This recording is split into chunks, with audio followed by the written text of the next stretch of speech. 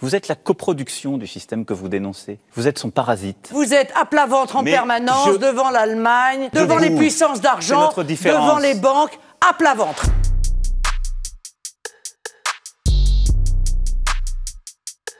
Vous venez encore de montrer à quel point vous êtes indigne. Ils sont là, ils sont dans les campagnes, dans les villes. Je parlais de votre parti. Ils sont sur les réseaux sociaux.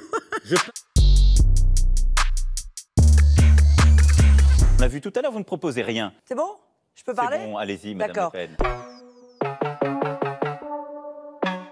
Vous êtes en train de lire une fiche qui ne correspond pas au dossier que vous avez cité. C'est triste pour vous, parce que ça montre votre impréparation à nos concitoyens. 2 dossiers vendus contre les intérêts de la France. Mais c'est faux, je n'étais pas ministre pour SFR. On peut rentrer, si vous voulez, dans l'intimité du dossier. Vous n'allez pas tenir longtemps, parce que, comme vous les confondez les uns avec les autres, il y en a un qui fait des téléphones, et l'autre, ça n'a rien à voir. Il fait à la fois des turbines et du matériel industriel. C'est pas la même chose. On sort ou pas de l'euro?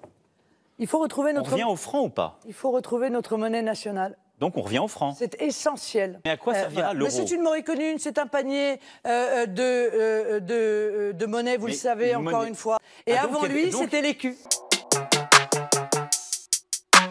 Quant à M. Poutine, il est autour de la table sur plusieurs sujets de discussion.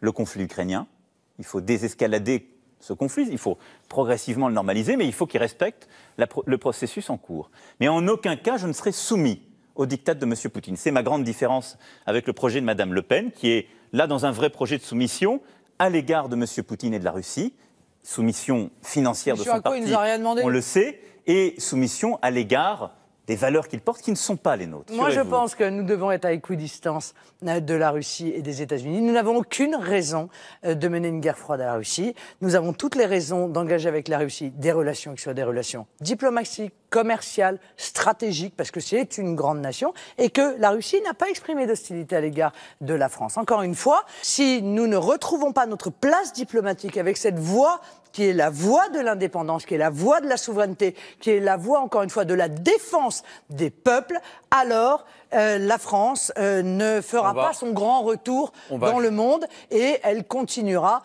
à être regardée, il faut bien le dire, comme Mme Merkel nous regarde depuis déjà des années. À quel âge les Français doivent-ils partir à la retraite? 60 ans avec 40 annuités. 60 ans s'ils ont 40 annuités. L'idée qu'on demande toujours des sacrifices aux Français en toutes circonstances, en leur expliquant et en les culpabilisant d'ailleurs, c'est votre grande spécialité, objectivement.